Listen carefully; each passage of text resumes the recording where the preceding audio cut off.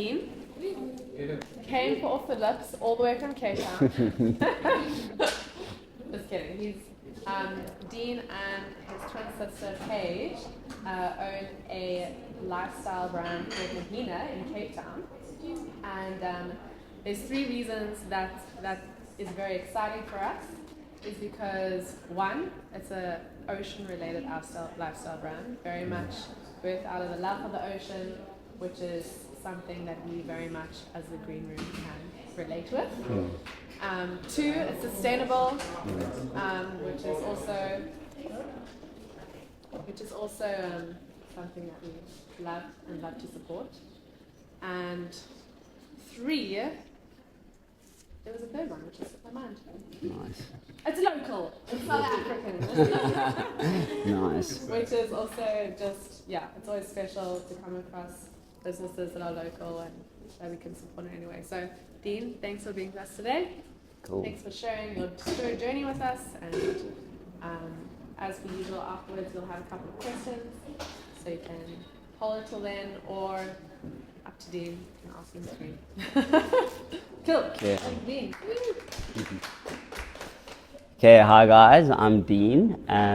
Steph sort of threw this on me like a day, so it's not like I had lots to plan, so I sort of just came up with questions that I would have wanted to know starting an e-commerce brand a few years ago. But I'll start just going into who I am. So I'm Dean. I have a twin sister. We both started Mahina a couple years ago. I graduated with a triple major in finance, economic stats at UCT, and I am a freelance editor, and I do lots of work with Jack Black, filming and editing, and then pretty much 80% of my time goes to Mahina, running the e-commerce brand, because best believe the amount of hours that goes into that is pretty mind-blowing, and people I don't think really have a grasp of, especially when you're a small team, like just me and my sister. So I'll just start off with saying how and when did Mahina start. So my sister started getting into surfing, and I always moaned about the surf towel ponchos, because they were all made from polyester material, and they were very dark and they didn't really fit our style. So then I said she makes clothes and does design and all that. So I was like, cool, please can you just can't you wingle wangle something here? I'm sure you can make it. So then she started making it. I tested it with some friends, and then a lot of people asked us where did you get it? Because it was neutral colors and a bit more of them, and not this dark polyester microfiber type towel. And also we wanted something local and 100% cotton, which was a key part for us. And then tested it out, did a small launch of 40 just via Instagram, that sold out, and then basically created the online store, and then that sort of was the birth, and that was in 2020. So we're going on our 4th year now, but that was the origin story.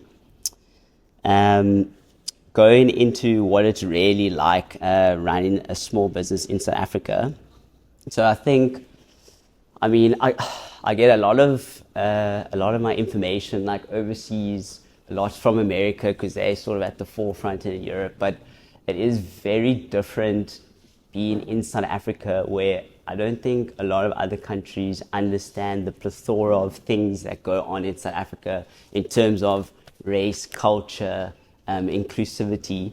And I think it's something that a lot of brands also are currently really struggling with, is to fit this mold of we want to include everyone, but then how do you do really well in certain avenues or aspects without forgetting others?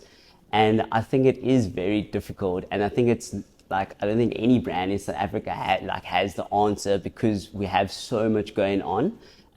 Especially, as you know, we have some of the highest inequality, and the pay gap is crazy here. So it's also I think you have to find what works for you and just hone in on that, and you're never going to accommodate for everyone, which is tough, because we always want to try to accommodate for everyone, and then what happens is you skimp on a few things, or it doesn't actually it's not profitable for us, or like there's so many things that go into it. And I think always just reassessing and just seeing, like staying true to your value and what you are, what you've identified as, I think is a big thing.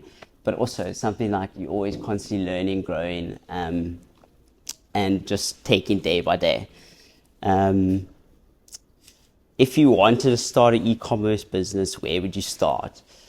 So I have a lot of friends which always say like they have these ideas, they have like these visions of like, okay, cool, we want to start this, sell this product, or do any form of a business. And then I always ask them, I was like, well, is there a need for it? And I think like the only reason me and my sister went full force on the changing towels, we sell changing towels. If I didn't make that clear early, that's like our main product, and we turned lifestyle brand. Was the only reason we were like, cool, let's go for this, was because we felt there really was a gap in the market at the time, 4 years ago, where there wasn't lots of 100% cotton changing towels locally made, locally sourced. And a lot of my surfer friends really hated the microfiber towel. So we tested it out, found this need, and then pushed it, and then slowly grew from, like, it took time. It was like we started with 40, then we did 60, then it was 200. It wasn't like this, cool, I think I have this idea and it'll work, even though just because it works for you doesn't mean it's going to work for everyone. And like, if you think there's a need, doesn't mean 100 people think there's a need. So it's like, it's one of those where I do feel like testing out the market on Instagram before going full force into this massive business plan always is vital, especially just because it's like this, it's so diverse, and do we actually really know, and what's in our head, does it actually portray into everyone else's vision, and do they actually need it? You know, they can always like a product, but do they want to spend their money on something? What do I think is the most important aspect about running an e-commerce brand? For me, I think the two most important things is understanding how powerful marketing and social media is, and really getting an idea of how to utilize your cash flow. Especially like, so we bootstrapped our business, so we didn't get any big investors where like we got a couple more and we could just buy lots of stock and just really scale. So it was very much a scale gradually. So we really had to utilize what cash we had to understand, cool, everything on it as an e-commerce brand, you link to marketing and social media. If you have a storefront, like a brick and mortar shop, you have, depending where you are, you have constant traffic where you just need to drive people to the center or a shop. Whereas if you run an e-commerce brand, the key thing is, if you're not running any form of ads or really pushing your social media, your products don't get seen. Like that is your, literally, basically your storefront is your social media and your website. So those are the two key things. And going into this new age of social media where everyone's trying to understand the algorithm and like see where it's going to go and try their best, whereas you have to be intentional with what you're putting out there. Because basically back in the day, it was very easy for any brand or even an individual. You would post a random picture, or a brand would just post their product and they'll get 200, 300 likes pretty easily, just because everyone that followed them would see it and they would like it. Now with the whole algorithm changing, and like best believe I try study it time and time again, every day, every couple months it's changing. Whereas like now we're seeing that you have to be really intentional, go with a strategy, and understand what people want. You know, like, I mean, I follow a couple people that I never see their stuff, because now the algorithms, like, based on my actions, I'm not liking this or not interacting enough with their Instagram, so therefore it's not shown to me. So it's the exact same with a business. So if you're not tapping into what your customer wants, your stuff's not going to be seen, and therefore again, you're gonna not make as much sales, you're not gonna be out there. But the opposite obviously happens is if you find what people need, as in, are you entertaining? Do they find what you are putting out there entertaining, or do they find it valuable, or you providing a solution for a need that needs to be met in their life? And I feel like those are the three key things that, like, every time we post in now, it used to be like, cool, what are we posting today? Okay, let's just go look what we have. Let's just rush this. Whereas now it's like you can't really plan 2 months in advance, which we used to. Whereas now it's like very much is like, what's our goal for the next 2 weeks? Where do we want to drive? Do you want to add value in terms of like sharing as an e-commerce business in South Africa, or like what our goals are, so that people can relate to us. Because at the end of the day now, social media, you just need people to share, save, and you're only going to do that if they find it relatable. As in, I want to share this with Stephanie because I think it applies to her, or I gained something from it, or you save it to view it for later. So it really is one of those worlds where once you're in it, you can't stop like learning, evolving, and just adapting, because it's just a whole monster in itself. And I think back in the day, you used to be able to get by with doing very little, but now I think any form of e-commerce brand is like, you have to spend most of your budget towards that to drive all your traffic to your website. Let me think. What do I think the top skills you need running a business in the e-commerce world? Because I come from because I've been an editor, photographer, videographer, like sort of growing up, I was lucky enough to have a passion in that.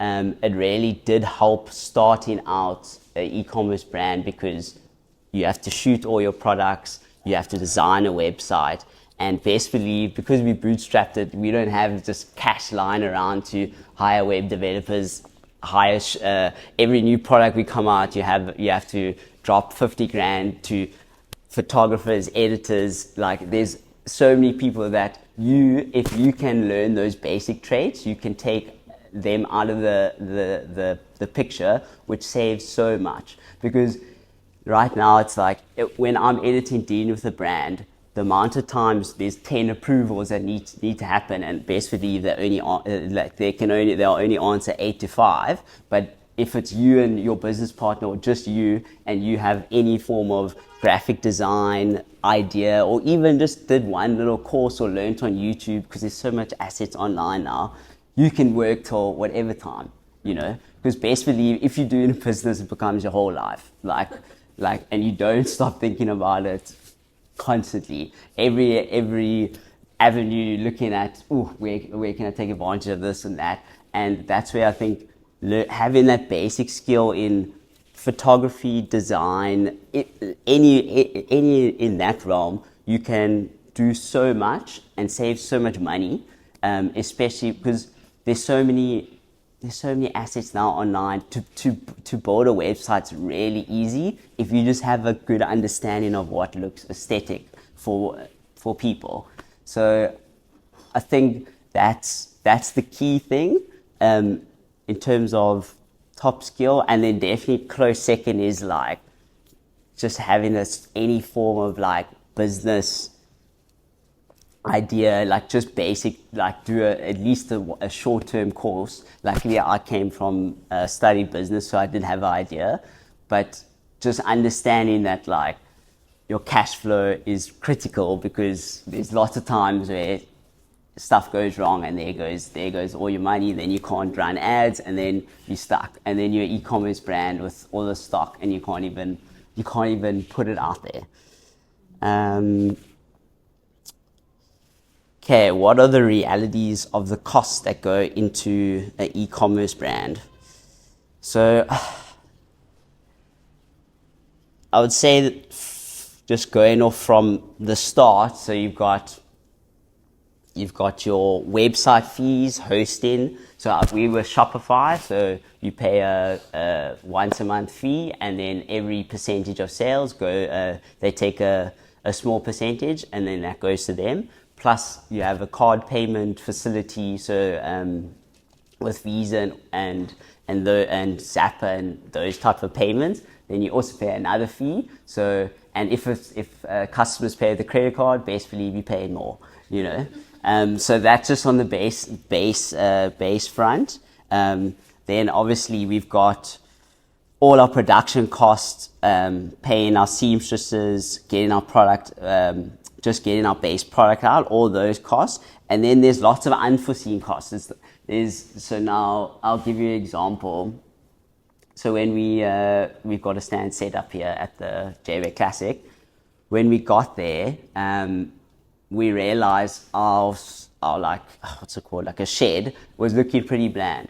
Then we were like, we didn't, because we came from Cape Town, we brought everything in the car. We were like, how are we going to make this look good? So we had to quickly go to Build It, buy 8 shelves to put up so that we could like get a presence. Best believe that is not in our budgeting costs for this trip, but there goes the 1,500 Rand. Not that much in the big scheme of things, but it all adds up. Like we've done shows where our stand, one pole broke. Cool, there goes. Best believe you got one day to sort it out. You buying anything just to make sure it looks good, you know? So it's like a lot of those unforeseen costs, I feel like often get pushed under the rug, but they add up quickly. And also when you have a product, like we selling changing towels with, we buying lots of cotton rolls. Over the 4 years, you don't even want to know how much stock we've lost, not due to us, but just unforeseen costs, you know. And you could like, often we sat there almost in tears. Where did our money go? Like we're sitting there, what are we going to do? But you end up making a plan, and I feel like that all those costs that seem like it's your whole world and you're going to, like your business is going to shut down, you find a way and you end up being stronger afterwards. Hard truths about running an e-commerce brand. Sort of touched on that. You're going to lose a lot of money, especially in the beginning. Like I think people have this, or especially in my demographic of like late 20s, early 30s, have this idea, cool, we're going to start a business and you're going to make money quickly. Like best believe you just put in money all the time, because it's your baby, you know, especially if you're passionate, put it straight back into it. And there's so many times where things just go wrong and you can't foresee it. Where do I think the future of e-commerce is going? I think there's going to be a lot more small businesses popping up because of the ease of how easy it is to start an online store, and people are upskilling themselves, as in doing all the graphic design, understanding business, doing courses, going on YouTube, just learning the age of information. It's at our fingertips. But I do think that there's less people able to like get over the point of like when they lose money to pick themselves up and keep going and get over that hump. I feel like a lot of people have this idea of what it is, and then when they're trying to execute it, it doesn't live up to their expectations. And like often we've seen brands get to the second, third year and then poof, where do they go? They disappear, just because it's because often to get to that next scaling point, like it just takes so much and there's so much risk involved, especially scaling is just, it's another ball game in itself. When times are tough, what motivates me to continue? For me, coming from studying finance and having corporate jobs early on, I thought that was my route, but it didn't happen. And then when me and my sister started this, yes, it's very stressful. Yes, my brain doesn't switch off, and I feel like I never am like calm and just having a weekend to play games or whatever, because there's always something else to do. But the thing is, it's still I'm making all my decisions, which is very key for me, so that I know that I'm either will be like, if I'm a failure, it's because of my own decisions. If I'm a success, it's because of my own decisions. And like that sort of always pushed me through, even when stuff's going wrong. Biggest lesson I've learned would be only learn to only control the controllables, because stuff's always going to go wrong. I feel like as much as we predicted, as much as we've done something, we've done so many markets, best believe every market is a new problem that just comes out of the hat, or online. We've dealt with thousands of customers. Best believe there's a customer has a new problem, or like, and we used to, or me specifically, I used to beat myself up about that sort of stuff, where it's like, oh, we should have done it better, or should have done this. But there's times where it's just like, if you can just adapt constantly and just understand that stuff's going to go wrong and it's going to make you stronger, and you'll just grow from it. I think that was a key. And I think that's pretty much all I've got planned. So if any questions, feel free to.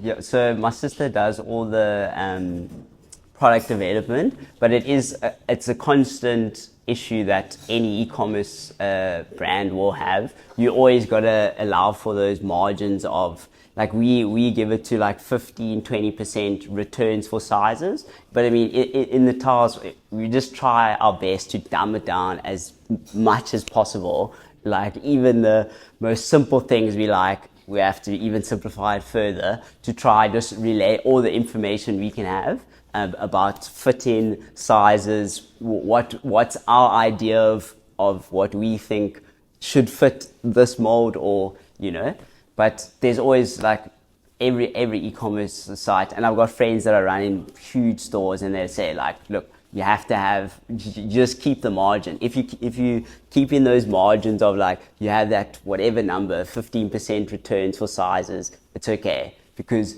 exactly like that, people just have an idea, or you quickly, it's late at night, you just want to buy it and want to return. But then again, you have to have really good customer relations. And I think also something I didn't touch on now is really being good with customers. I think if often we have like a customer, they've chosen the wrong size and they're so upset with us. We don't know, like, it's like, oh, your website said this and that, and we're like, look, we try to relay. And then if we've come back really nicely, then the tone changes very quickly. Like, if you show that respect and you are timely with your responses, I feel like that also helps a lot. But it's, I think, a problem that every online store will always have, Margins, that's what. Yeah, like, I think just allow for returns, Okay, so there was one, so I think it was year 2, we were scaling, we just bought, like, preparing for summer season, which is always really crazy. And at the time, we were buying cotton, just normal cotton, and then getting it dyed. Whereas now we've got a whole system where we get it in the colors we want. And they messed up, I think it was about 50 grand's worth of material, and it wasn't even the money aspect. It was like we couldn't produce all these tiles that we wanted, and then we were just sitting there like, oh, like, don't know what to do. And then we got the next day, we got a huge order.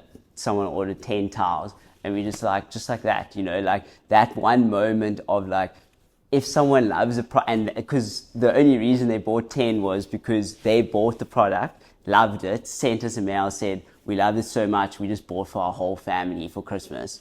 And there was just that one moment of, like, we often get this where it's like, we've put something out there that someone loves so much they wanted to share. And I feel like that often we, like, sit and we're like, what the fuck? Like, it's like, like, that's pretty crazy. It's like in Cape Town, best believe every time I go past any coast, we see our tiles, like at any with surfing, tidal pools everywhere, and it's still a surreal moment every time. Like we look out there and it's like, because our product's very identifiable, so it's like it's always one of those like. So I think that keeps us going, like always. And best believe there's times where you're like, oh, having a rough day or whatever, and then you hear the Shopify start, and you're like, okay, we keep going, you know. Yeah, it's always a up and down. I feel like just riding with it personally. Yeah.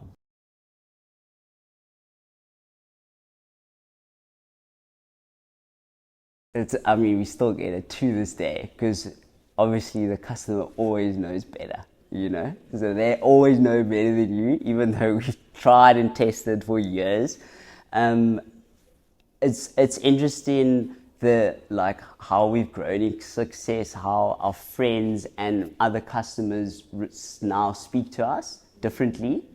But I think in the beginning it was we were very intentional about testing it with friends and people like close in our lives. We were like, give us feedback, you know, like, and if we had a customer where something went wrong with the towel or like a product, best believe we try to fix it, and we would say, like, well, often what we do is we would send them a free towel and say, look, we've tried to fix it, see, like, let me know how it works, you know.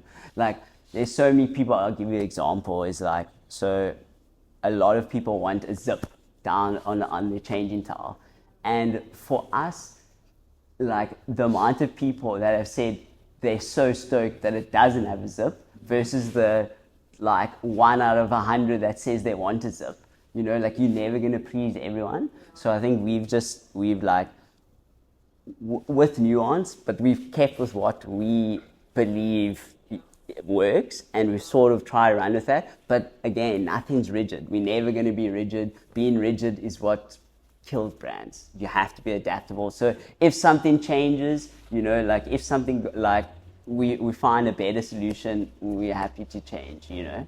But yeah, in the early on, especially, best believe everyone's saying, oh, I can just make this at home. Oh, you can just do this better. You know, like there was people always saying those things, you know. Cool. Thanks so much, Dean. Thanks. Dean will hover around still. Are any other questions? Yeah.